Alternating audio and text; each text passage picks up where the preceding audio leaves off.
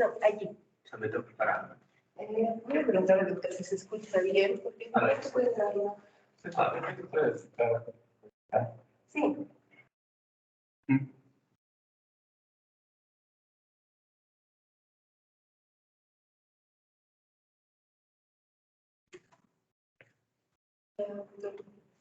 No sé, ya está prendido el micrófono, sí, sabe que ya deberías escucharlo. Ahí.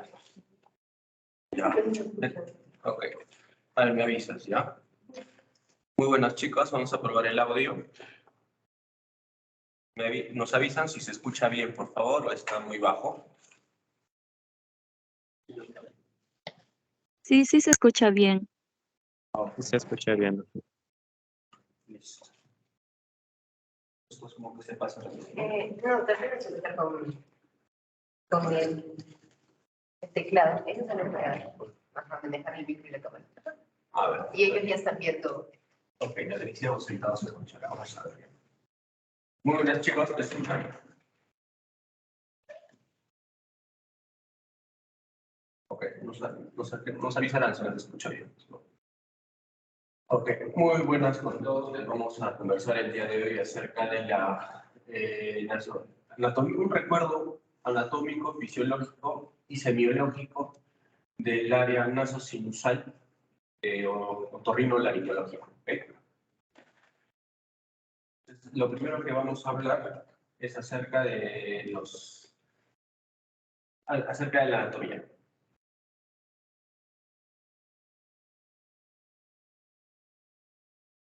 Oh, y si no se escucha bien. O sea, si entro por pongo el celular acá, desde mi celular.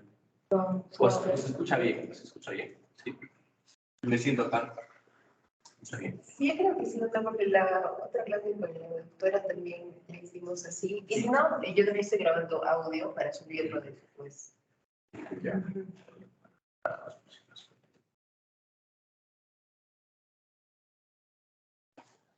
Listo. Lo que vamos a conversar en primer lugar es acerca de la anatomía nasosinusal. Primero la anatomía a grandes rasgos, obviamente, superficial y profunda, ¿no? Del área nasosinusal.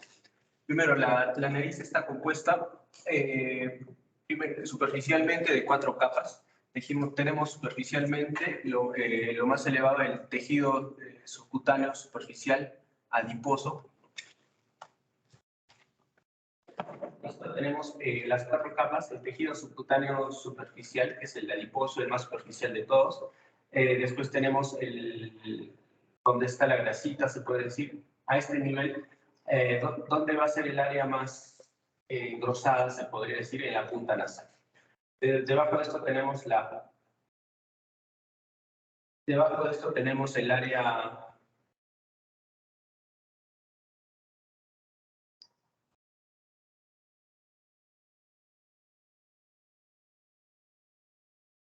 Después de eso tenemos el área piromuscular, específicamente los músculos que van a dar la movilidad superficial de la nariz. Debajo de ello tenemos el tejido subcutáneo profundo, que van a estar la irrigación sanguínea sobre todo, y además las fibras nerviosas que van a dar la sensibilidad.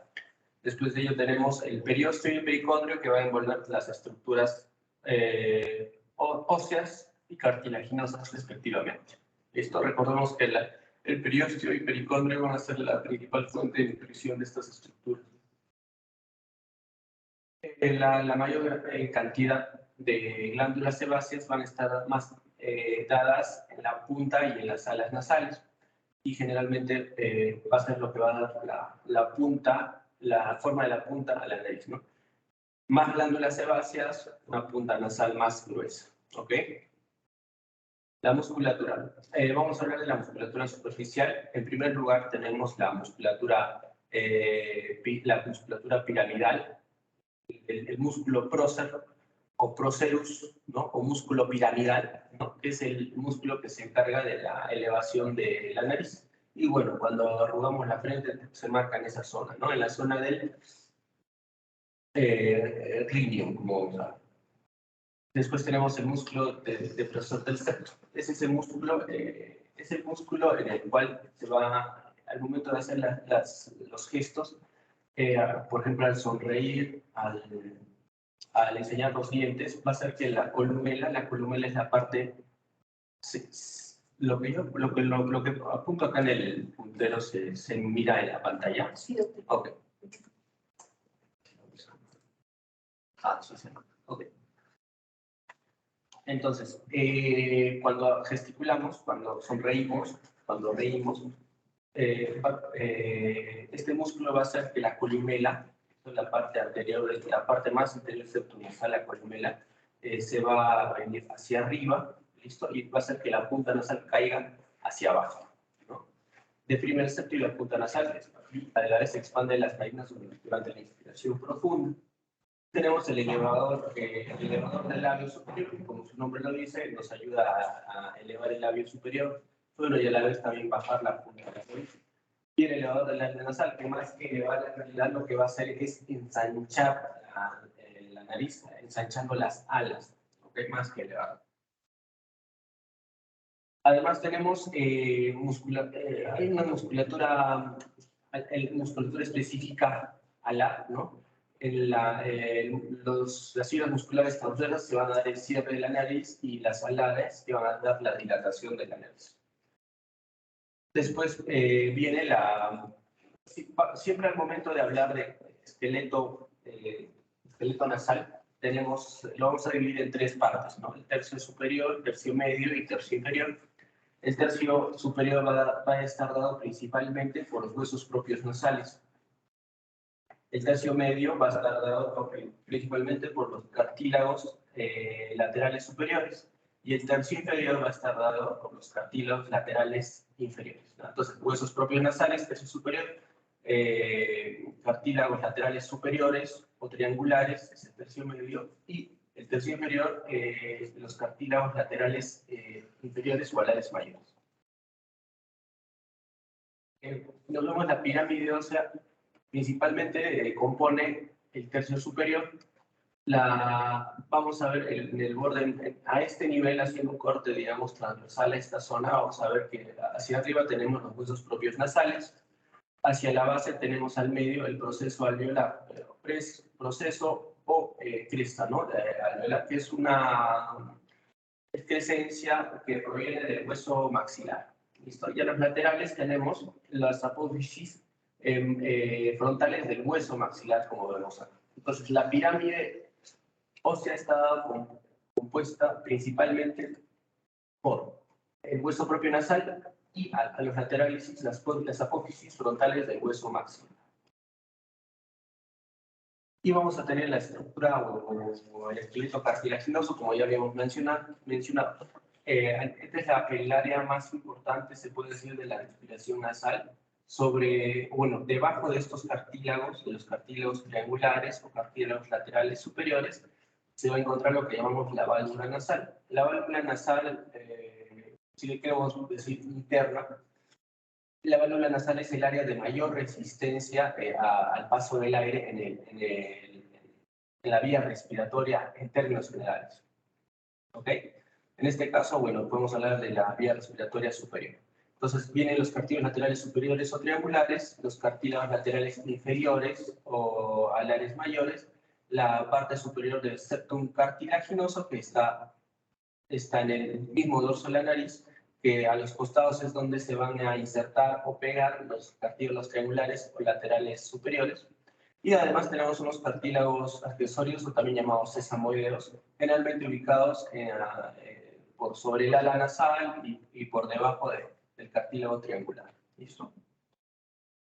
Entonces, el cartílago al lado inferior es el que va a dar principalmente la forma de la nariz, la proyección, la rotación. ¿A qué le decimos proyección? Proyección es la distancia, ¿listo?, entre la base del ala nasal hasta la punta nasal. Entonces, una nariz proyectada es la que tiene una buena distancia. Una nariz poco proyectada es cuando es una nariz corta, hablando en este aspecto. ¿Okay? Y la rotación es el ángulo que se da, hay un ángulo que se llama el ángulo nasolabial, el ángulo que da entre el borde superior del labio, por así decirlo, con la columela. Eso se llama rotación. Si es una nariz muy rotada, es como decir una nariz respingada, más de 110 grados, se dice que es una nariz sobrerotada. Menos de 90 grados es una nariz hiporrotada, ¿no? Entonces va a dar la punta de la nariz básicamente. Entonces, este cartílago es muy importante, tanto en la cuestión funcional como estética. Está compuesto por tres estructuras, por tres partes: la crura medial, la crura lateral y la crura o pars intermedia, o también le dicen domo, ¿no? Que es la unión de las dos cruras ya mencionadas. Entonces, hasta ahí el esqueleto osteocartilaginoso. Vamos a hablar de la irrigación. ¿Listo? La irrigación de la nariz está dada principalmente por estas estructuras. La arteria oftálmica, es una rama terminal de la arteria carótida interna. Esta arteria oftálmica va a dar varias subramas, y una de sus ramas terminales va a ser a las arterias sigmoidales. Encontramos las arterias sigmoidales anterior y posterior, a veces hay un intermedio. ¿Listo? Entonces, estas ramas también van a dar irrigación tanto intranasal como externo, ¿no? A la nariz, ¿no?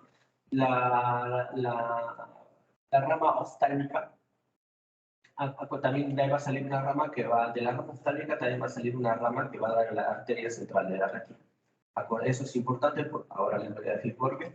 La arteria oftálmica va a dar a la larga una arteria nasal dorsal que se va a encargar de irrigar, ¿no?, el dorso de la nariz, junto con la arteria nasal externa que va a irrigar la parte lateral, sobre todo la parte superior de la pirámide nasal. Entonces, ¿qué pasa? Algunas veces se ha puesto de moda en los últimos años lo que es la rinomodelación, es decir, médicos estéticos o alguien por ahí que sepa inyectarlos, se puede colocar rellenos como ácido hialurónico, metacrilato, no sé. Entonces, sustancias de relleno.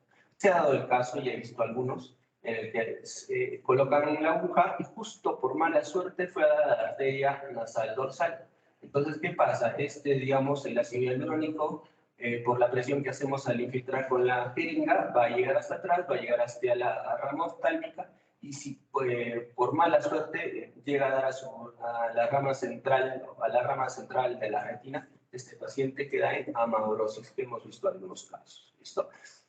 También es importante porque si al colocar estos rellenos llegamos a obstruir la totalidad de estas arterias, pues hay una alta posibilidad de producir necrosis de la superficial de la nariz. ¿Okay? Después, entonces primero la arteria oftálmica a través de estas dos ramas.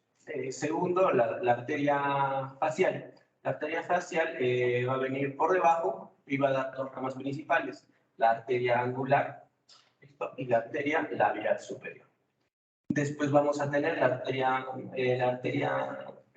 maxilar interna, que a la larga va a dar su rama terminal, que es la arteria infraorbital. Acordémonos que esta es una rama terminal de la carótida externa. ¿Okay? Y el drenaje venoso principalmente se va a dar hacia la vena angular, de todas las arterias las venas que van a seguir el trayecto de la arteria facial van a seguir ese mismo trayecto, se van a conformar en una sola vena, que es la vena angular, y la vena oftálmica, todo lo que hemos mencionado, tanto la vena moedal anterior como las oftálmicas propiamente dichas, van a llegar a la vena oftálmica, ¿no? El drenaje linfático, estamos hablando actualmente de todo lo superficial, ¿no? Y el drenaje linfático principalmente se van a dar a dos grupos: hacia los ganglios linfáticos parotidios y a los ganglios linfáticos submaxilares principalmente. Cuando hablamos de la inervación superficial, hablamos sobre todo de ya sabemos que la inervación motora de los músculos faciales y nasales, por ende, está dado por el nervio facial, ¿no? En este caso, la inervación sensitiva está dado principalmente por el nervio trigémino quinto par craneal. Entonces, acordémonos que tiene tres ramas, ¿no? B1, B2, B3, ¿no? Entonces, la B1 o nervio oftálmico va a dar estas dos ramas, ¿no? La supratroqueal y la infratroqueal. Al final va a inervar la piel del dorso y la raíz nasal. El nervio maxilar, o B2, va a dar la rama infraorbitaria que va a inervar la porción lateral de la nariz externa. Y el nervio etmoidal anterior va a dar su nervio nasal externo, su rama nasal externa, que va a inervar la porción caudal del nariz. Hablemos ya de la anatomía acerca de las fosas nasales, intranasalmente hablando. ¿Qué es el vestíbulo? El vestíbulo es la porción más anterior de las fosas nasales. ¿Cómo se llama la entrada, por así decirlo, de las fosas nasales? Se llama narinas, ¿no? Narinas. Por detrás de las narinas hay un segmento que todavía es piel, y esta piel está todavía, pues obvio, tiene epitelio escamoso, epitelio plano, estratificado, cornificado, donde hay folículos pilosos que se llaman vibrisas en esta zona, con abundantes glándulas sudoríparas y sebáceas. Esto es la parte más anterior de las fosas nasales. Y es como un embudo, la parte más anterior es más amplia y la parte más posterior es estrecha. ¿Ok? Entonces, al hacerse más estrecha hacia atrás, se va a ir aumentando la resistencia. Entonces, los límites son: anterior, son las ventanas nasales o narinas. Al medio vamos a ver el tabique membranoso o septocartilaginoso. Y lateral, vamos a ver las partes laterales, o que ya habíamos visto las fibras laterales de los cartílagos alares inferiores, ¿no? Entonces, ¿cuál es el límite? El límite de lo que es el vestíbulo y el resto de la fosa nasal se diferencia a través del limen nasi. El limen nasi es una estructura fácilmente observable en la inspección nasal, dado que da un relieve, ¿no? Se ubica en la pared anterolateral, separa el vestíbulo del resto de la cavidad nasal, y es donde se da la transición de epitelios, es decir, que la piel, el epitelio plano, estratificado, cornificado, va a ir convirtiéndose poco a poco. Tenemos entonces, el limen nasi es el área de transición de epitelios. Del epitelio de la piel se convierte a epitelio respiratorio. El epitelio respiratorio es epitelio ciliado, pseudo estratificado cilíndrico, ¿no? Entonces hemos visto lo que es el vestíbulo nasal. Bueno, ¿y por qué es importante definir el limen nasi? Porque es el área de mayor resistencia. Justo por encima del limen nasi, como vamos a ver, está la válvula. Entonces,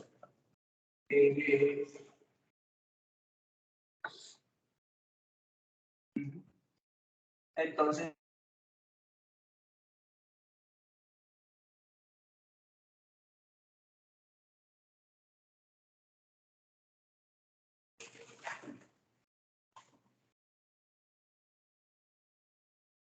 ok. Entonces, bueno, vamos a seguir conversando. Vamos a hablar del tabique nasal. El tabique nasal es la estructura que separa en derecha e izquierda las fosas nasales, ¿no? Entonces, hablando desde adelante hacia atrás, ¿no? De antero, posterior, si no, así lo decimos, está la columela, que es la estructura en la punta nasal. Acuérdense que hemos hablado de las cruras mediales.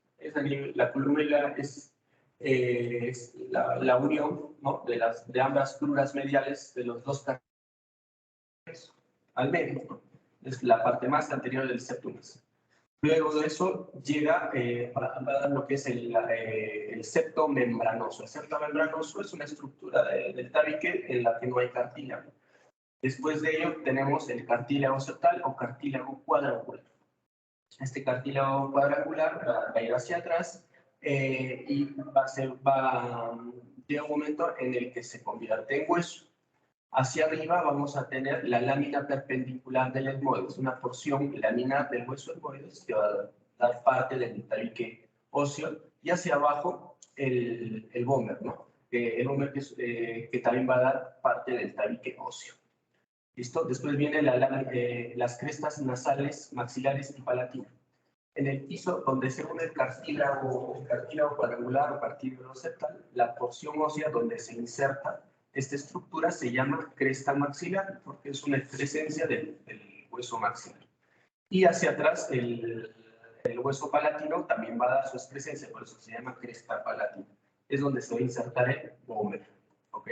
Y después de esto termina el septo nasal y ya se llama, esta zona se llama coana. ¿Qué es la coana? La coana es la separación, se puede decir, tridimensional, ¿no? De lo que es la fosa nasal y la nasofaringe. Entonces, hablando de semiológicamente, para describir la nariz,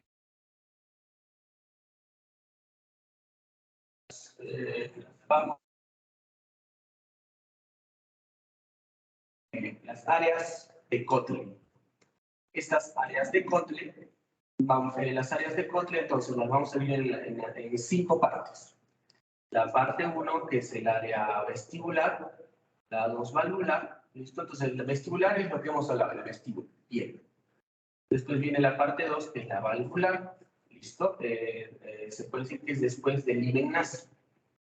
La parte 3 es la parte anterior del cornete medio. Entonces, más o menos, en la inspección vamos a encontrar el cornete medio y hacia adelante esa zona se llama área 3. Después viene el área 4, que es la mitad anterior del cornete inferior, y área 5, la mitad posterior del cornete inferior. Básicamente, esta es una distribución que se ha dado para que el otorrinolaringólogo pueda describir en un examen físico los hallazgos que tenemos. Es decir, paciente con desviación septal leve, moderada o severa en área 2 de septunación. Tumoración de aspecto polipoideo dependiente de cornete inferior en área 4 de Kotle. Ya sé, ¿no? La idea de estas áreas son para definir las áreas en un examen físico. Hablemos de la anatomía de las paredes laterales de las fosas nasales. Entonces vamos a tener, acuérdense, básicamente 3 cornetes. Cornete inferior, cornete medio y cornete superior. Algunas veces se describe lo que es el cornete, un cornete o cuarto cornete o cornete supremo de Santorini, y a veces hay un quinto bien raro, o le dicen el cornete supremo o accesorio de Zuckerberg, ¿no? Pero básicamente vamos a estudiar los 3 más comunes. ¿Ok? Entonces,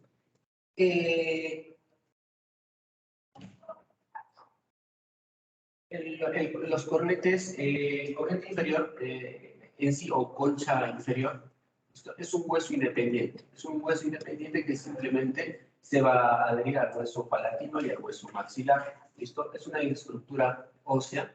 Es el más grande, es el más grueso, ¿listo? Tiene la mucosa más gruesa y vascularizada, ¿no? Y es la que más congestión nasal va a producir, ¿listo?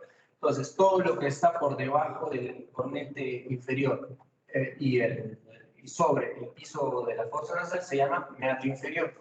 ¿Qué estructuras importantes vamos a encontrar en el meato inferior? Primero, la apertura o el desemboque del conducto nasolacrimal. ¿Y qué estructura va a desembocar ahí? Bueno, la transición entre el conducto nasolacrimal y el meato inferior es la válvula de Hassner. ¿Listo? Válvula de Hassner. Pregúntale a si es. ¿Listo?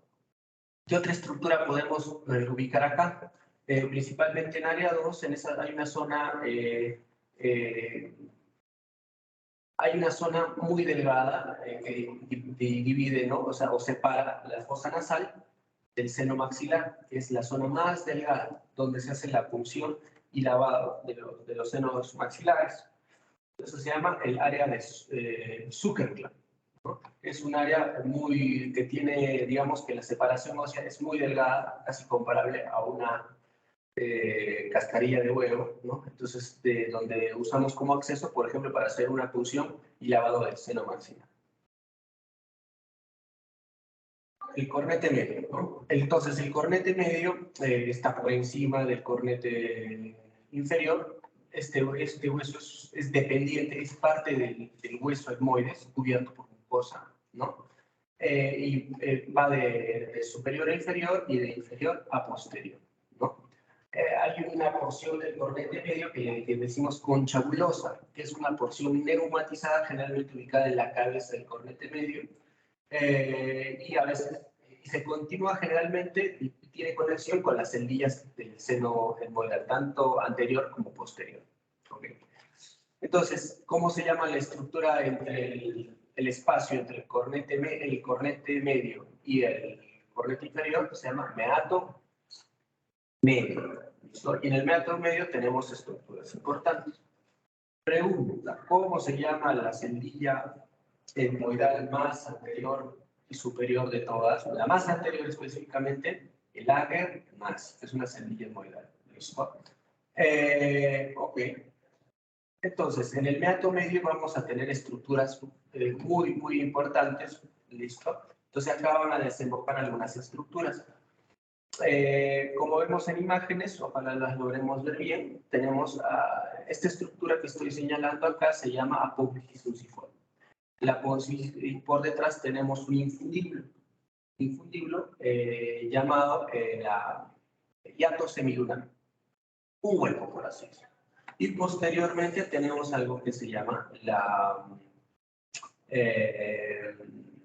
bula etmoidal.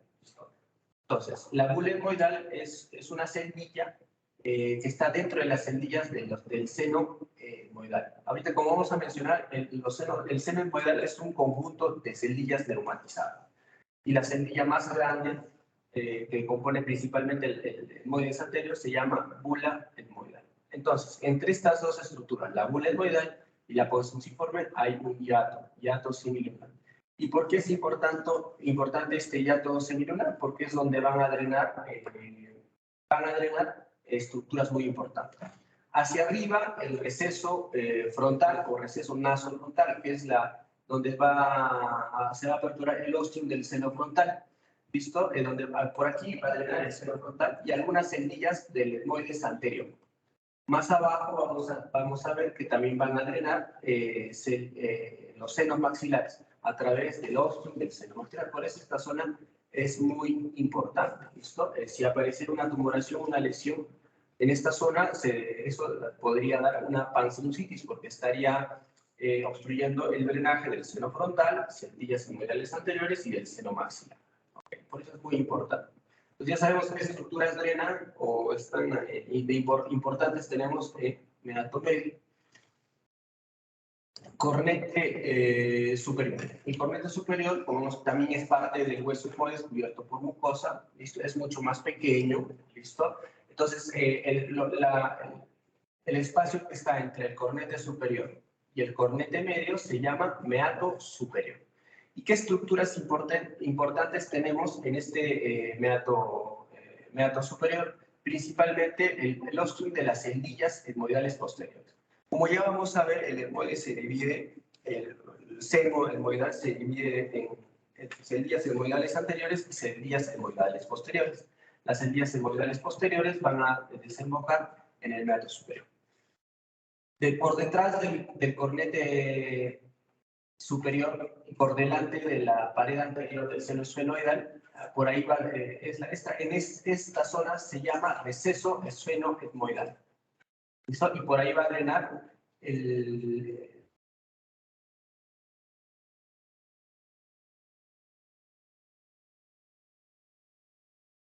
ostium del seno esfenoidal, el receso esfenoetmoidal. ¿Listo? Receso esfenoetmoidal, ahí drena el ostium del seno esfenoidal. A ver, algunas veces encontramos cornetes, como ya hemos dicho, accesorios como el cornete superior, ¿listo? El cornete supremo, ¿no? El cornete supremo, o si no, el cornete supremo de Santorini o el cornete.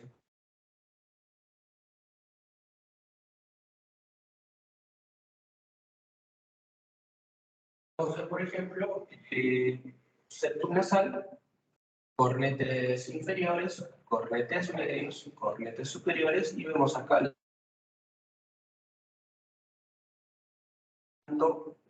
¿okay? Entonces, ¿cuál es el área de mayor resistencia de la vía aérea superior? La válvula nasal. Bueno, la válvula nasal propiamente dicha, algunos lo dividen en válvula nasal interna y válvula nasal externa. La válvula nasal interna es la válvula nasal propiamente dicha. Entonces, ¿por qué está formada la válvula nasal? Medialmente, por el septum nasal, hacia arriba y hacia lateral, tenemos el cartílago lateral superior o triangular, y hacia lateral y hacia abajo, parte de la pared de la fosa nasal, pero sobre todo la cabeza del cornete inferior. ¿Por qué es importante esta fosa nasal? Nosotros como otorrinolaringólogos debemos saber evaluar y manejar esta zona, porque si esa válvula llega a medir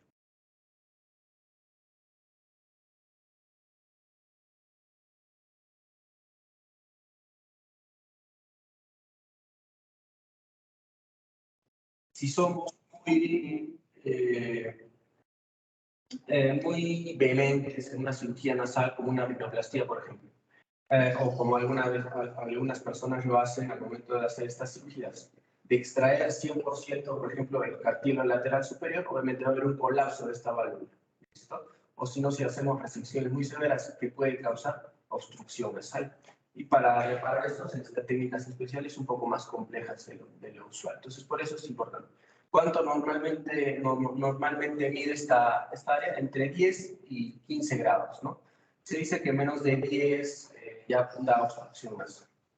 Entonces,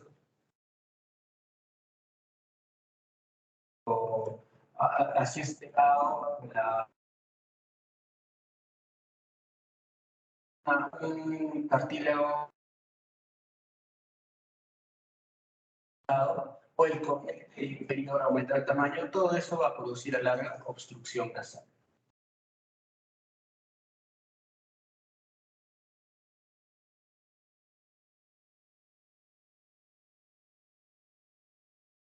Comentarme, doctor, si no hay otro dispositivo para que escuchar su audio. Claro. Sí, por favor. Lo graba, ¿no? También lo graba. Igual no.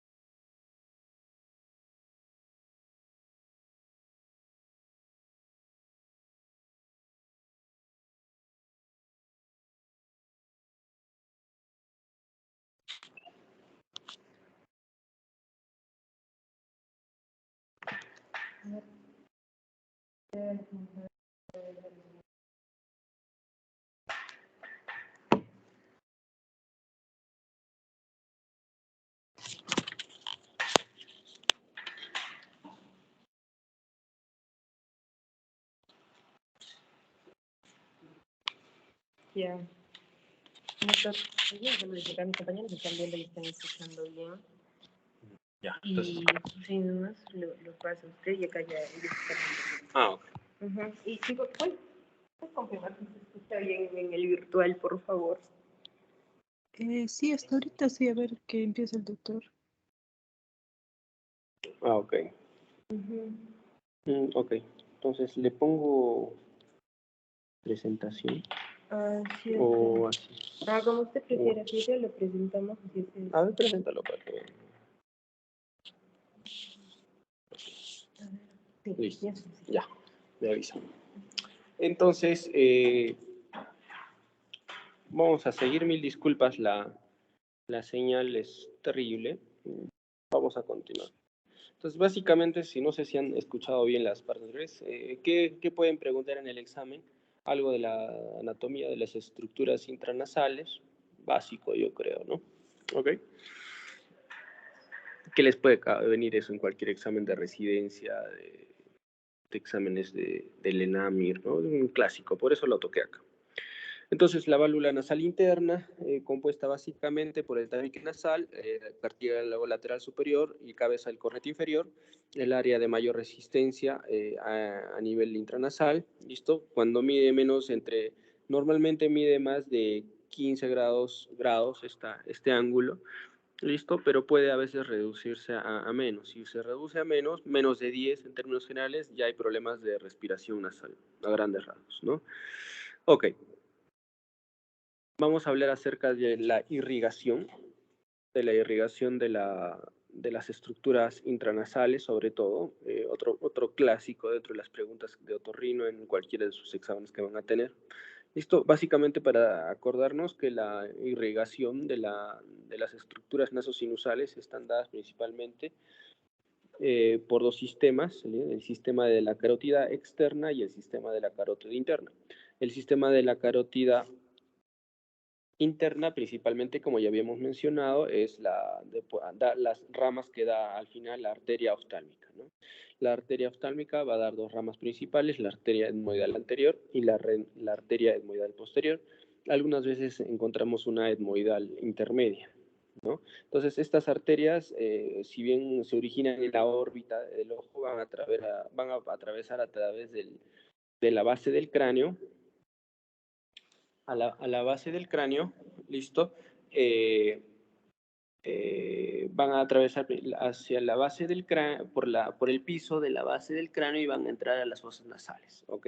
Entonces, generalmente la arteria etmoidal anterior va a irrigar el tercio anterior del septum nasal y las paredes laterales la arteria etmoidal posterior va a dar el tabique posterior y el cornete superior, principalmente. Después tenemos las arterias de la carótida, de la carótida externa, el sistema de la carótida externa, principalmente va a dar la arteria final, se va a llamar la arteria maxilar interna. De esta arteria maxilar interna van a salir varias ramas. La rama última final va a ser la arteria esfenopalatina. La arteria esfenopalatina, también llamada arteria del rinólogo. ¿Por qué es la arteria rinólogo? Porque va a ser la que va a aportar más sangre a las estructuras endonasales, ¿listo? Y además a los cornetes tanto inferior y medio, ¿ok? Hay dos ramas, las arterias laterales posteriores y las arterias setales posteriores. Y la otra rama es la arteria palatina descendente, también rama de la carótida externa. Esta rama de la carótida externa va a pasar por debajo del paladar duro y al final se va a volver nuevamente intranasal, ¿listo? Y a través de la arteria palatina mayor. Entonces, bueno, y también vamos a tener, como ya le hemos mencionado anteriormente, la arteria facial también va a dar unas ramas, ¿no? Principalmente la arteria labial superior va a introducir algunas ramas intranasalmente. Entonces, al final se va a dar lo que se llama el área de Kieselbach. ¿Qué es el área de Kieselbach o área de Lidl? ¿no? Es el área de mayor vascularización a nivel del septum nasal, desde donde viene la gran mayoría de epistaxis, de sangrados nasales. Por eso su importancia. Es otro clásico, ¿no? Dentro de las preguntas que se van a dar en toda su vida, dentro de los exámenes que le van a tomar, ¿no? ¿Qué arterias o qué estructuras forman el área de Kieselbach? La arteria labial superior, que es rama de la facial, la arteria esfenopalatina, que es una, como ya hemos mencionado, rama terminal de la maxilar interna, la arteria etmoidal anterior y la arteria palatina mayor. El área de Kieselbach, ¿dónde está ubicado? Como ya habíamos visto, en el área 2 de Kotle, ¿no? Fácilmente identificable, que es el área donde generalmente hacemos la cauterización, ya sea química o eléctrica en las epistaxis, ¿no? Y donde debemos apuntar en nuestros taponamientos nasales por emergencia en las epistaxis severas, ¿no? ¿Ok? Bueno, cabe mencionar que así como hay una área de Kieselbach en la... Entonces, pregunta, ¿de dónde generalmente sale, o bueno, tenemos de dónde proviene la sangre de las epistaxis anteriores del área de Kieselbach? ¿Y de dónde proviene la sangre de las epistaxis posteriores? Hay otro plexo que no lo he puesto acá, que se llama el plexo de Woodruff. ¿Listo? El plexo de Woodruff es la unión de las arterias, las ramas posteriores de la esfenopalatina y de la faringea ascendente. Y de ahí, cuando sangra, generalmente sangran las epistaxis posteriores, provienen de ese plexo. ¿Ok? En la parte posterior. Bueno, la irrigación venosa básicamente va a seguir el trayecto de las arterias, ¿no? Entonces, las venas de la esfenopalatina va a llegar al plexo pterigoideo, que es intracraneal. ¿Por qué se le llama a la nariz el triángulo de la muerte? Justamente por eso, ¿no? Imagínense una infección, ya sea un absceso septal, hay un forúnculo en esta zona, o una colección purulenta puede llegar a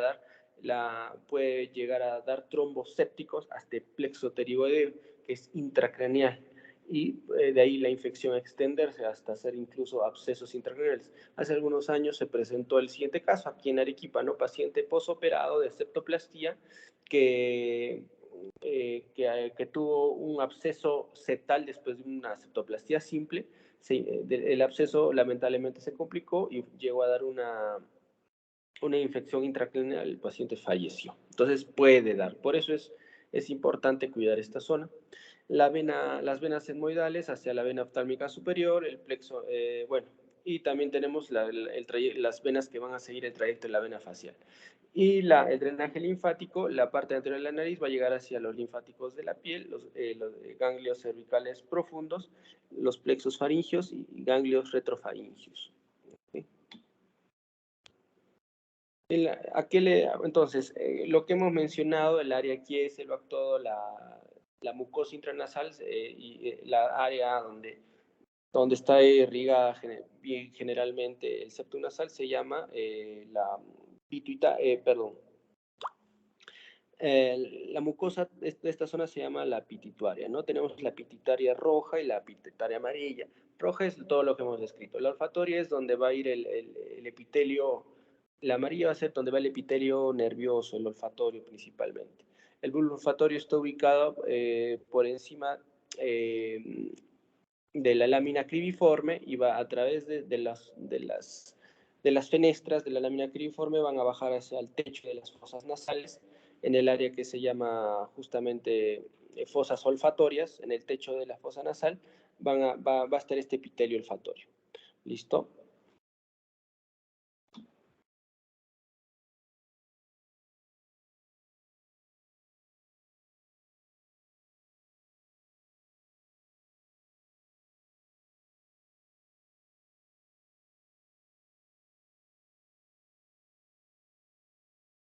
Paranasales son estructuras que están dentro de los huesos, o sea, son neumatizaciones, ¿no? Son espacios aéreos que están dentro de los distintos huesos faciales, ¿no?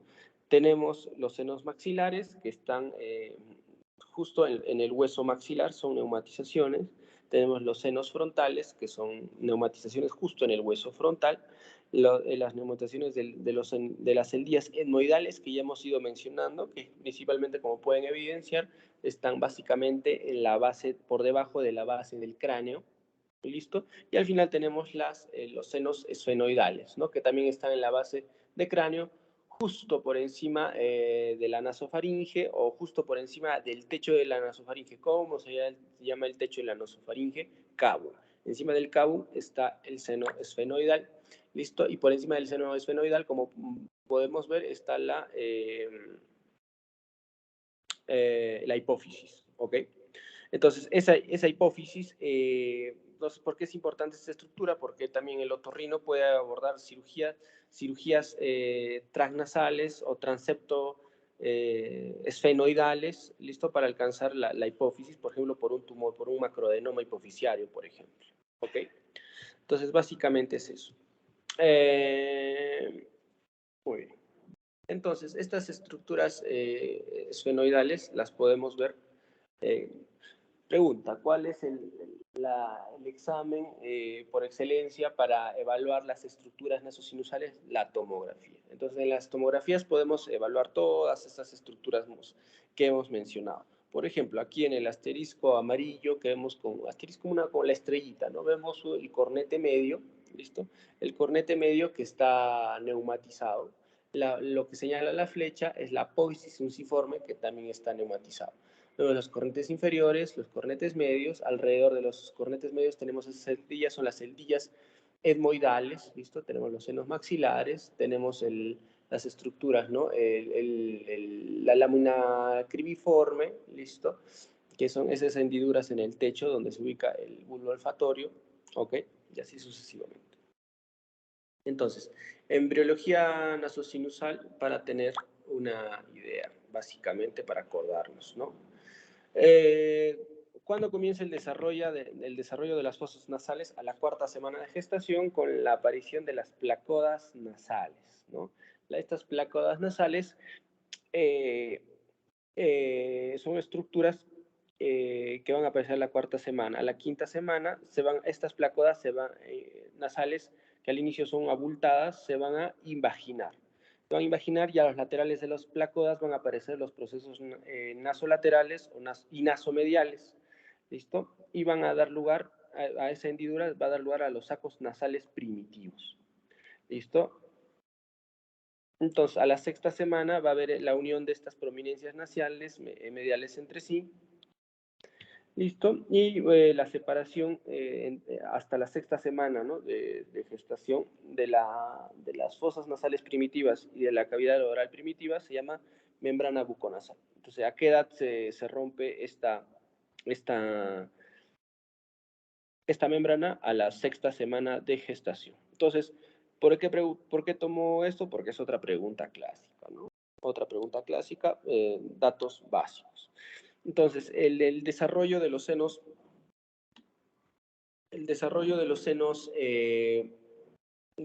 paranasales, acordémonos, ¿no? Básicamente, ¿cuál es el primer seno paranasal que va a ir desarrollándose en un feto en formación? Es el seno etmoidal y es el primero que también termina en neumatizarse y formarse. Por eso, si hay una sinusitis en un recién nacido, neonato o lactante, generalmente va a ser una sinusitis de seno etmoidal. ¿Listo? Entonces, pregunta, ¿cuáles son los senos paranasales que ya están neumatizados? No en su totalidad, pero ya casi bien formados al nacimiento. El seno etmoidal a la cabeza y segundo el seno maxilar. ¿Cuál es qué seno paranasal se afecta más frecuentemente en una sinusitis en un neonato lactante? Seno etmoidal, por esas condiciones. Generalmente, este es el orden de presentación y al final siempre los que van a terminar desarrollándose van a ser tanto el seno frontal como el seno esfenoidal. ¿Ok? Generalmente el último en desarrollarse, bueno, algunos textos dicen que el último en desarrollarse en neumatizarse en su totalidad, va a ser el seno frontal. Otros dicen el seno etmoidal. Yo me quedo con esta clasificación. ¿Ok? Entonces vamos a hablar un poco de fisiología. Bueno, básicamente la nariz tiene algunas funciones. Básicamente son humectación, filtración, regulación térmica, protección y obviamente la respiración, ¿no?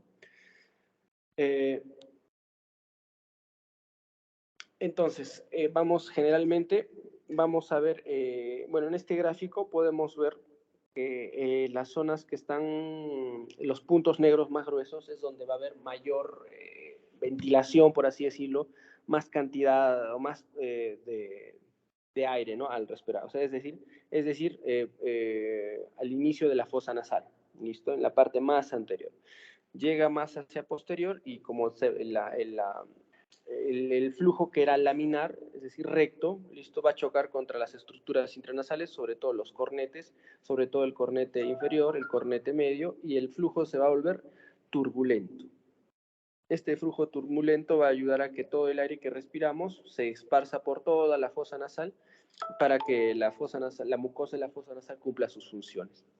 A la larga, después de pasar toda esta turbulencia, va a encontrarse nuevamente en el cabo un nasofaringio, al final del nasofaringio, y va a volverse nuevamente un flujo laminar. ¿Listo? Entonces, generalmente, ¿por dónde pasa la respiración? Generalmente entre el cornete, por el meato medio, entre el cornete medio y el cornete superior. Es la zona, generalmente es el flujo más alto de la respiración nasal. ¿Listo?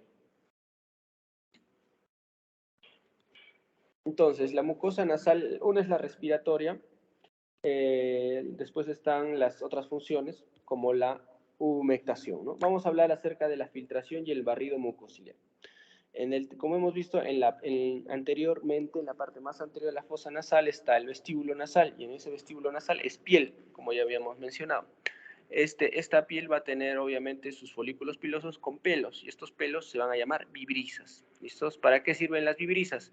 Sirven para detener las partículas más grandes, ¿no? Y obviamente en este vestíbulo también van a haber glándulas sebáceas, productoras de moco, que van a también ayudar a controlar, pues, ¿no? La entrada de partículas grandes. Se dice que las partículas menos de un micrómetro entran y salen sin ser filtrados o transportados. Por eso algunos virus, ¿no? Mientras más pequeño, entran de frente hasta el alveolo. ¿Okay? Entonces, la mucosa en sí, como hemos dicho, después de la transición a nivel del limen nazi, ¿listo? Va a ir convirtiéndose poco a poco en un epitelio cilíndrico ciliado pseudoestratificado o epitelio respiratorio. Entonces, este epitelio respiratorio va a tener varios tipos de células, ¿no? Va a tener las células basales, que también se les dice totipotenciales, porque que están sobre el enzima o sobre la lámina basal, que va a dar origen al resto de células, ¿no? Están las células ciliadas y las células no ciliadas, ¿no? Al final son cúbicas ambas, las células ciliadas con sus cilios y las células ciliadas que tienen sus microbilis, ¿no? O que no son cilios, ¿no? Si son pelitos, ¿no? Después tenemos las células caliciformes que van a producir moco. ¿Listo? Entonces, a la larga, se va a tener una apariencia de epitelio cilíndrico ciliado pseudoestratificado. Entonces, justo por encima de este epitelio se va a formar el moco. Acordémonos que el moco de la nariz tiene dos fases, ¿no? Una fase sol y una fase gel. La fase gel es la más superficial, que es un moco espeso, ¿no? Y la fase sol es un moco más líquido. ¿Por qué es importante este moco? Porque de esa manera va a permitir el adecuado movimiento de los cilios y el barrido, ¿no? Mucociliar, ¿no? Pegándose a la parte más, a la fase gel, los microorganismos o partículas más densos para así ser arrastrados hacia la nasofaringe. ¿Listo? Debajo de este epitelio está la lámina basal. Debajo de esta lámina basal tenemos la lámina propia o corio. Esta lámina propia o corio va a estar, es el lugar donde se van a ubicar los vasos sanguíneos y los plexos venosos, ¿no? Importantes en lo que vamos a mencionar. Y por debajo de esto recién se encuentra el muco pericondrio y el muco periósteo que se va a adherir al cartílago y a los huesos para nutrirlos, ¿no?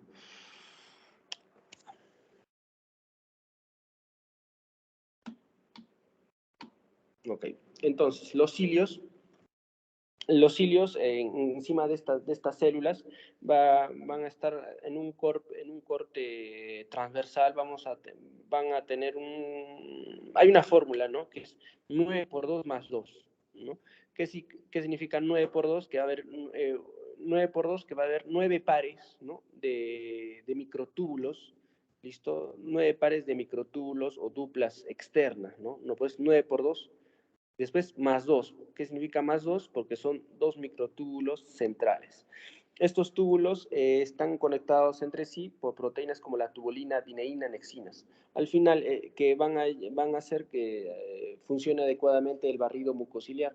Entonces, ¿por qué es importante saber eso? Porque, por ejemplo, hay muchas enfermedades en las que estos cilios no funcionan, ¿no? Como la enfermedad de Cartagener, por ejemplo, ¿no? Las disinesias mucociliares en las que no va a haber un barrido mucociliar adecuado y el paciente va a tender a neumonías frecuentes, sinusitis frecuentes, formación de pólipos frecuentes, ¿no? Entonces, el movimiento de estos cilios va a ser hacia la nasofaringe, ¿ok? Los senos paranasales también tienen un epitelio, es el mismo, pero no, tienen menos cilios, ¿no? Menos cilios. Entonces también es epitelio respiratorio, pero es mucho más delgado, tiene menos cilios y es menos especializado. Al final, el drenaje de la mucosa, el barrido mucociliar en la nariz va a ser hacia la nasofaringe. Y el barrido mucociliar del epitelio de los senos paranasales siempre va a ser hacia los ostium de los senos paranasales que van a llevar el moco hacia la fosa nasal. ¿Listo? Entonces, estos cilios, la idea es que el movimiento de estos cilios va a ser un movimiento rápido hacia atrás y lento de recuperación hacia adelante. La idea es que van a barrer con todas las partículas que se posen en la mucosa nasal. ¿Listo? Se dice que una partícula es eliminada, o sea, es barrida en 10 a 15 minutos de la fosa nasal gracias a este barrido, ¿no? El moco que está encima de este epitelio, la mayoría es agua, el 2 o 3% mucina y el 1 o 2% suero, ¿no? El tiempo de renovación del moco es de 10 a 20 minutos. ¿Cuánto moco producimos al día? Desde 1 litro hasta 2 litros. En términos generales, 2 litros. ¿Cuánto es necesario que tengamos que producir al día? Al menos 600 litros, 600 mililitros. Si producimos menos de eso, ya estaríamos hablando de una rinitis atróficas o rinitis secas, que producen bastantes patologías. ¿Ok? Vamos a tener lo que es el ciclo nasal. El ciclo nasal está dado principalmente por la inervación neurovegetativa. Simplemente, ¿qué es un ciclo nasal? Hay momentos en los que la mucosa nasal se va a turnar, es decir, va a haber momentos en los que una fosa nasal se va a edematizar por intermedio de su mucosa, va a producir más moco, se va a edematizar y por ende se va a obstruir un poco más y después va a deshidratarse, por así decirlo, se va a disminuir el tamaño de la mucosa, se va a deshidratar, no va a producir moco y el que va a hacerlo va a ser la fosa nasal contralateral, ¿no? Son ciclos de por eso es que alguna vez sentimos que se nos tapa una fosa nasal, después sentimos que se nos tapa otra, ¿no? Si predomina el sistema parasimpático, que va a predominar la producción de moco y el aumento del volumen de la mucosa nasal. Si predomina el sistema simpático, la mucosa se va a secar, no va a producir moco y los cornetes ni la mucosa intranasal se va a atrofiar, ¿no? Eso es el ciclo nasal. ¿Listo? Entonces aquí está lo que les decía, ¿no?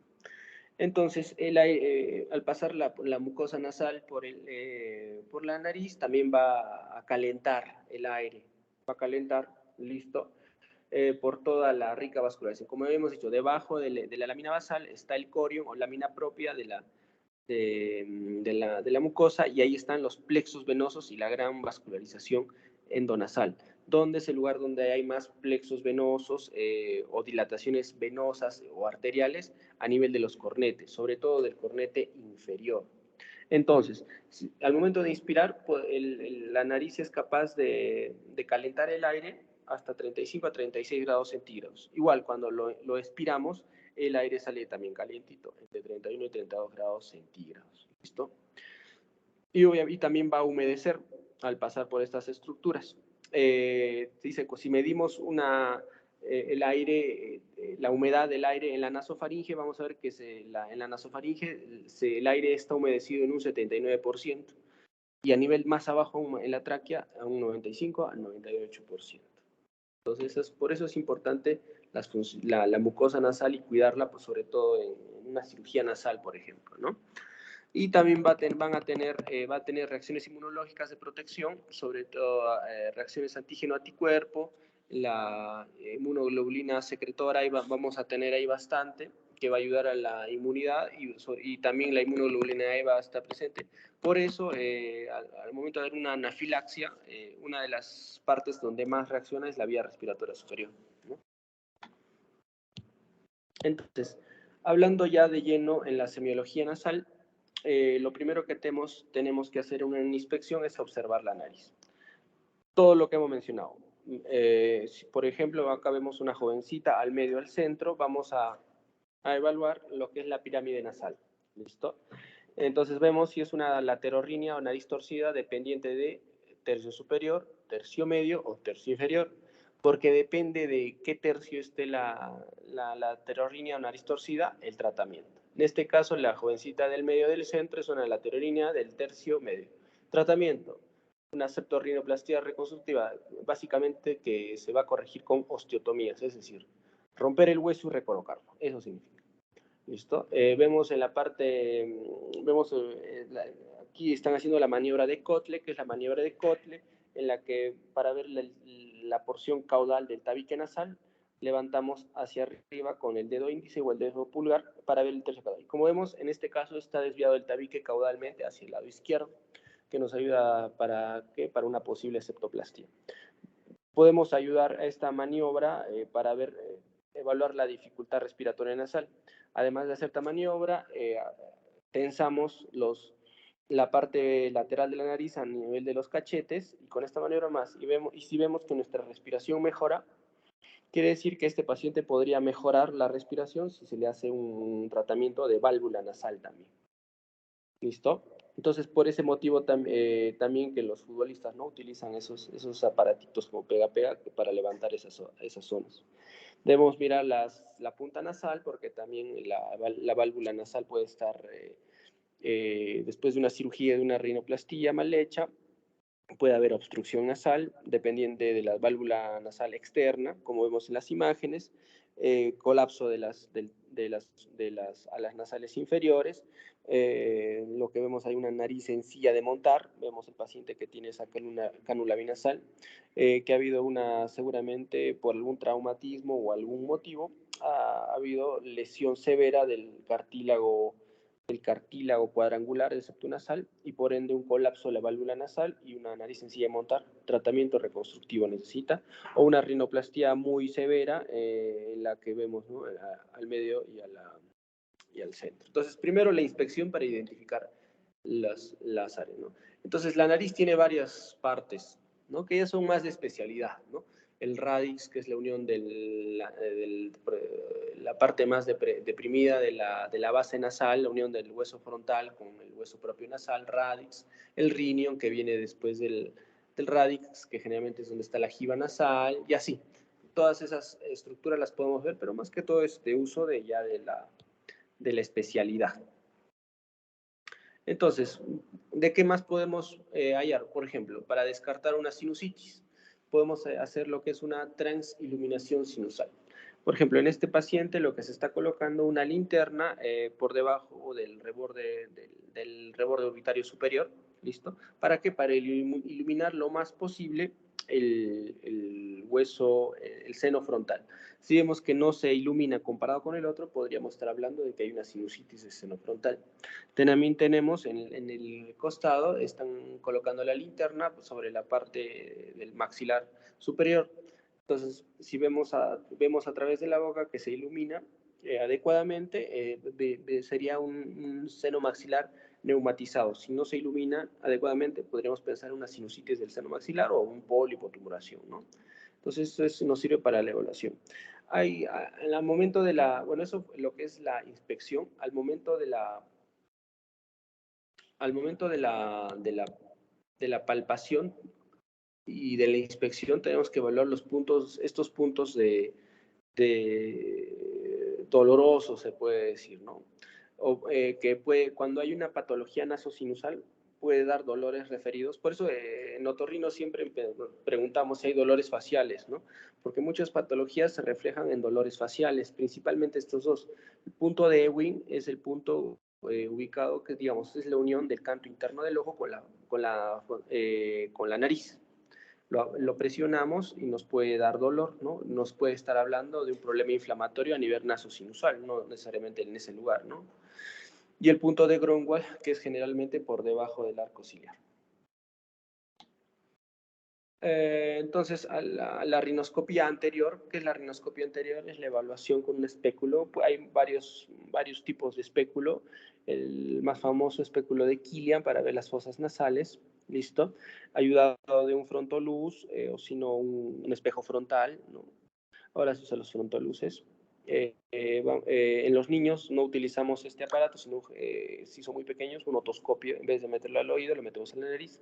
Como ya hemos mencionado, ¿no? La maniobra de Kotle para levantar un poco la punta nasal, y podemos también jalar las partes laterales de la fosa nasal para ver si al ampliar la válvula nasal mejora nuestra respiración. ¿Listo? Y en eso, ¿no? Lo que básicamente tenemos que mirar en este examen son todo lo que está aquí descrito, ¿no? La mucosa, si es el color, ¿no? El color es importante porque, por ejemplo, si un paciente con rinorrea y vemos la mucosa nasal está congestiva, lo más probable es que sea una rinitis inflamatoria, ¿no? Infecciosa tal vez, ¿no? Pero si es una color rosada, violáceo, puede tratarse de una rinitis alérgica. Entonces, es muy importante por eso la inspección, ¿no? Si está húmeda o seca, como hemos visto. Hay rinitis secas, hay rinitis húmedas, ¿no? Si hay costras o no lo hay. Lo que ya es básico, desviaciones del tabique nasal, secreciones nasales, el tipo, si es el aspecto, la localización, si es aspecto purulento o no, ¿listo? El tamaño de los cornetes, si hay neoformaciones como pólipos o tumores, bueno, o zonas hemorrágicas, ¿no? También hay eso es la rinoscopia anterior, pero también hay una rinoscopia anterior que ya no se usa, ¿no? Pero queda en el recuerdo. Es lo que se hace, se anestesia un poco la orofaringe con anestesia tópica, se coloca un espejillo para hacer rinoscopia posterior, que es parecido a un espejillo de esos espejillos que utilizan los odontólogos, pero más pequeño, ¿no? Para ver la parte posterior de la nariz, sobre todo las coanas, ¿no? Y ahí vemos la parte posterior, los cornetes superior, medio e inferior, ¿no? Y nos puede hacer, con esto podemos evaluar si hay tumoraciones o lesiones en esta zona. Ya no se usa mucho, porque lo que se usa ahora es la endoscopia nasal, ya sea rígida o flexible, ¿no? Rígida o flexible. Entonces, estas estructuras también, la endoscopia nasal rígida ya generalmente la utilizamos para cirugía. Y lo que utilizamos en el consultorio generalmente es la endoscopia flexible, que básicamente es una videoendoscopia donde introducimos el aparato por toda la fosa nasal y nos podemos entrar hasta la laringe, ¿no? Muy de moda hoy en día, yo creo que en el futuro otorrino que se respeta tiene que tener su endoscopio flexible, ¿no? Y gracias a este examen podemos hacer diagnóstico más certero, o sea, como que antes, ¿no? Hallazgo de pólipos, cuerpos extraños, sinusitis, ¿no? Tumoraciones, lesiones, malformaciones, confirmar desviaciones septales, por ejemplo, ¿no? Bueno, hay exámenes que ya no se usan mucho, como es la rinomanometría, que simplemente es un examen que nos da, lo que hace es evaluar la resistencia al paso del flujo aéreo en la fosa nasal. No se usa mucho porque en realidad las endoscopías y la rinoscopía anterior dan los datos suficientes y más objetivos. Y pasamos a la evaluación radiológica, ¿no? Entonces, también, ¿por qué importante eso? Porque es un clásico también, ¿no? En sus preguntas que algún día les van a preguntar en sus exámenes, ¿no? Tenemos 3 incidencias que nos van a ayudar a los diagnósticos en lo que es rayos X. Primero, la radiografía de Waters o mento nasoplaca. ¿Por qué mento nasoplaca? Como pueden ver, lo que apoya en la placa radiográfica es tanto el mentón como la nariz. Entonces nos va a dar esa imagen, ¿no? Placa de rayos X de Waters o mento nasoplaca. ¿Y para qué sirve? Principalmente para ver los senos maxilares, sobre todo. Y en segundo plano, los senos frontales. Hay una mnemotecnia. Guamafro, yo me acordaba así, ¿no? Guamafro, Waters para ver maxilares y frontales. Guamafro. ¿Listo? Entonces, obviamente podemos ver otras estructuras, ¿no? Pero principalmente lo utilizamos para ello. Podemos ver el tabique nasal, como lo podemos ver ahí, pero los senos maxilares y los senos frontales, como podemos ver en la imagen, es lo que más se define.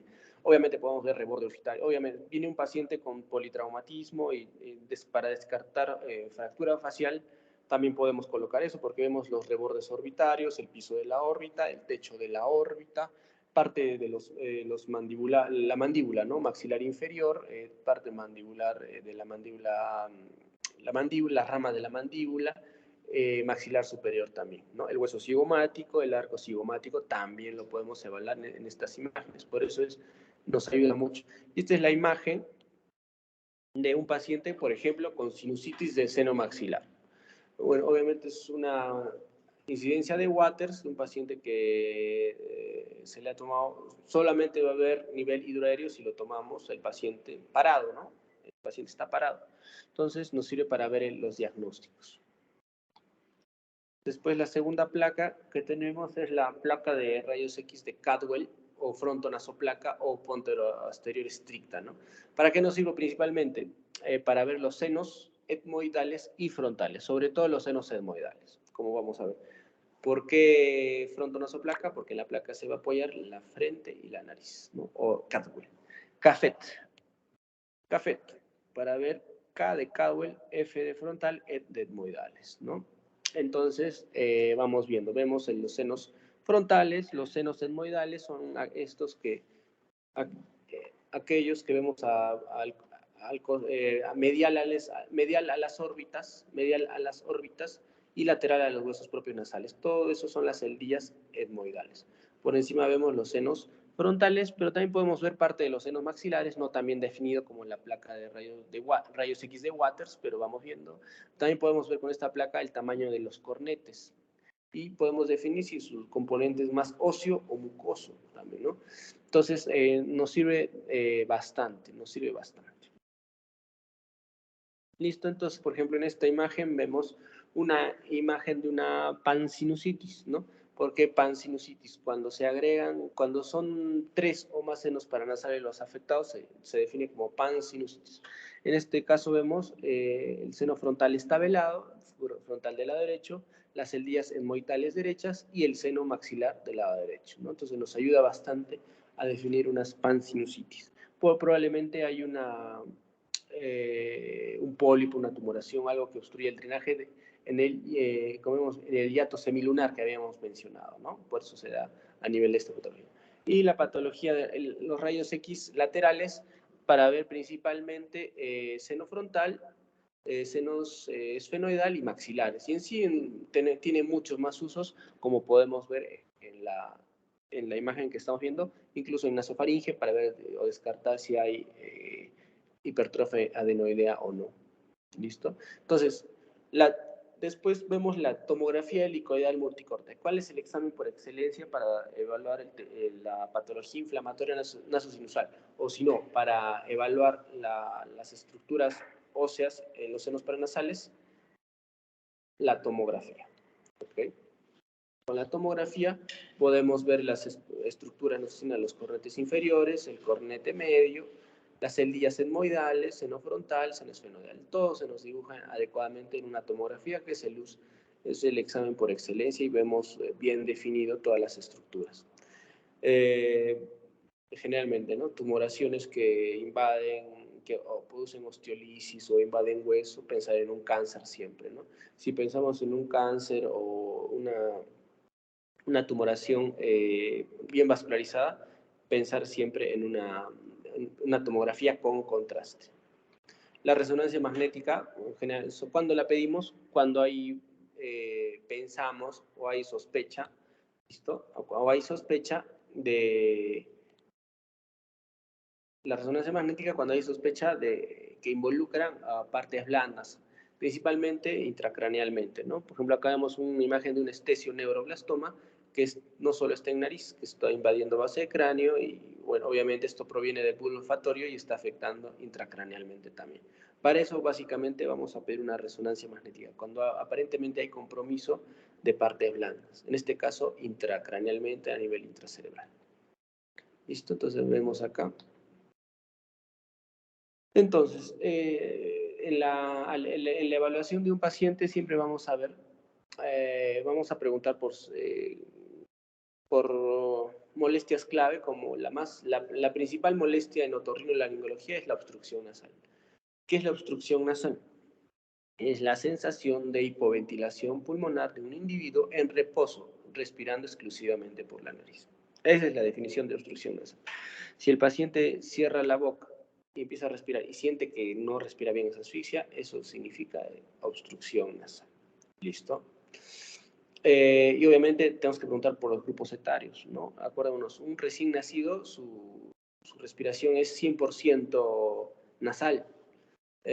Por eso un paciente que tiene una obstrucción nasal, un recién nacido con obstrucción nasal como por ejemplo, un paciente que nace y se cae de la cama y se fractura los cartílagos nasales y produce obstrucción nasal, eso es muy grave porque el paciente, su respiración es nasal. Acuérdense, los niños lactan y respiran a la vez, pero si no tienen necesidad de sacar la boca de la teta, digamos, para poder respirar, porque siempre están respirando por la nariz, siempre, permanentemente, incluso lactando, ¿no? Entonces, paciente que se fractura la nariz y no respira bien, no puede lactar, se asfixia.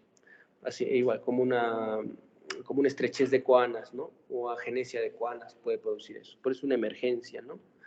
Y también, bueno, nos va a dar síntomas de manifestaciones locales de enfermedades, como vamos a ver después. Siempre tenemos que evaluar las secreciones nasales, ya sean, ¿qué tipo de secreción es? Las rinorreas serosas o seromucosas generalmente están causadas por hiperreactividad nasal, o sea, inflamación, ¿no? Glándulas serosas, seromucosas y mucíparas que van a producir moco seroso, como la rinitis alérgica, ¿no? Como la rinitis vasomotora, ¿listo? Como un resfriado común. Y todo esto se debe a un aumento de la permeabilidad capilar, ¿no? Diferenciarla de la rinolicorrea, ¿no? Es decir, líquido, ¿no? Agua pura, transparente, ¿no? Que puede ser un signo de fístula de líquido cefalorraquídeo o fístula rinocerebral.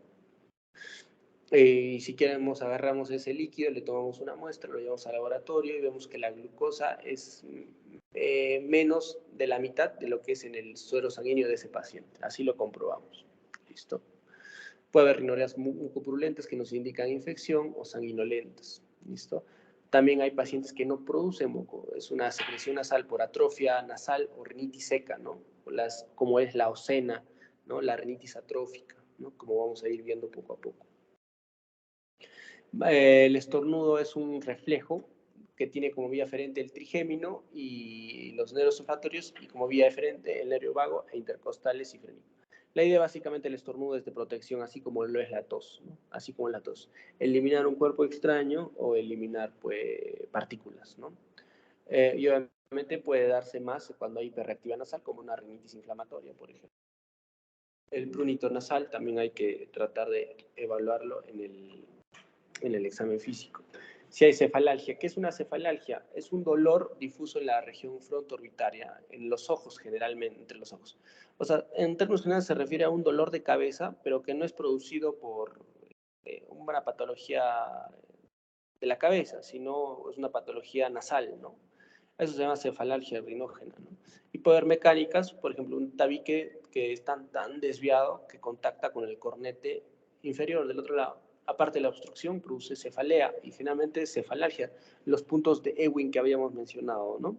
Y generalmente a nivel frontal, dolores faciales, o una sinusitis, ¿no? Que sería una cefalalgia funcional, ¿no? Por aumento de la presión intranasal o estimulación trigeminal. Una sinusitis que produce en el seno frontal totalmente aumentado, lleno de moco y pus, ¿listo? Eso nos puede dar una cefalalgia rinógena. Por eso es importante revisar ello. Bueno, eso hasta ahora, chicos. De verdad que he querido ser muy resumido, pero así es, ¿no? Muchas gracias, chicos. Ok. Listo.